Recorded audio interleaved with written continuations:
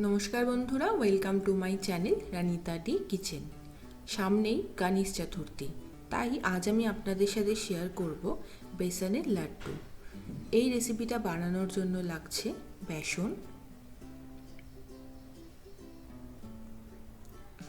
ঘি,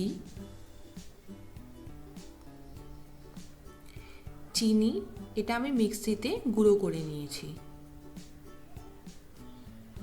আর লাগছে এলাইচি পাউডার, কাজু বাদাম ছোট ছোট করে কেটে নিয়েছি, আর পেস্তা। এবার কড়াইতে দিয়ে দিচ্ছি 5 থেকে 6 টেবিল স্পুন মতন ঘি।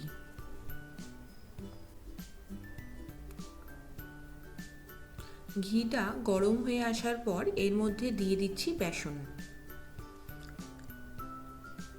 বেসনটাকে খুব ভালো করে মিক্সড করে নিয়ে লো ফ্লেমে ফ্রাই করব। 2 বাটি বেসন নিলে সেই বাটির হাফ বাটি মতো ঘি লাগবে। পুরো ঘিটা একবারে আমি ব্যবহার করিনি। প্রথমে হাফ ঘি দিয়ে বেসনটাকে ফ্রাই করছি, আর ধীরে ধীরে যেরকম বেসন ফ্রাই করব সেই রকম ঘি আমি অ্যাড করতে থাকব। একবারে বেশি ঘি দিয়ে দিলে লাড্ডুটা ঠিকঠাক রেডি হয় না, তাই বেসনটা ফ্রাই করতে করতে যেরকম পরিমাণ ঘিয়ের প্রয়োজন সেই রকম ঘি অ্যাড করতে থাকব। আর এটাকে খুব ভালো করে নাড়াচাড়া করতে থাকছি, মাঝে মাঝে ঘি দিচ্ছি আর এটাকে ফ্রাই করতে থাকছি। বেসনটা কিন্তু কন্টিনিউয়াসলি 20 থেকে 25 মিনিট এই একই রকমভাবে ফ্রাই করতে হবে। গ্যাসের ফ্লেমটা একদমই জোরে করব না, তা না হলে কিন্তু নিচে লেগে যেতে পারে কড়াইতে, বা এটা পুড়ে যেতে পারে। তাই একদম লো ফ্লেমে কন্টিনিউয়াসলি নাড়াচাড়া করতে করতে বেসনটাকে ফ্রাই করতে হবে। অলমোস্ট 30 মিনিট হয়ে গেছে, এটাকে আমি ফ্রাই করছি। দেখতেই পাচ্ছেন যে ঘিয়ের ময়েশ্চারটা কিন্তু ছাড়তে শুরু করে দিয়েছে। ঠিক এই রকম সময় আমি গ্যাসের ফ্লেমটা বন্ধ করে এবার এটাকে রেখে দেব একটু ঠান্ডা হওয়ার জন্য।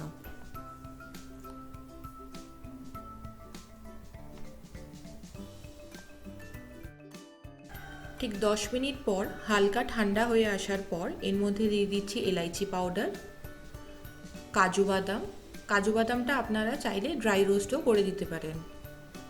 এবার এটাকে খুব ভালো করে মিক্সড করে নিচ্ছি। বেসনটা কিন্তু এখনো গরম আছে, জাস্ট হালকা একটু ঠান্ডা হয়েছে। ঠিক এইরকমভাবে এটাকে মিক্সড করতে থাকছি। এবার দিয়ে দিচ্ছি স্বাদ মতন চিনি। মিষ্টিটা আপনারা যেরকম পছন্দ করেন সেই রকম চিনি দেবেন। এবার এটাকে খুব ভালো করে মিক্সড করে নেব। বেসনটা যদি পুরো ঠান্ডা হওয়ার পর চিনিটা দেন তাহলে কিন্তু চিনিটা ঠিকঠাক গলবে না। এবার এটাকে লাড্ডু বানিয়ে নেব।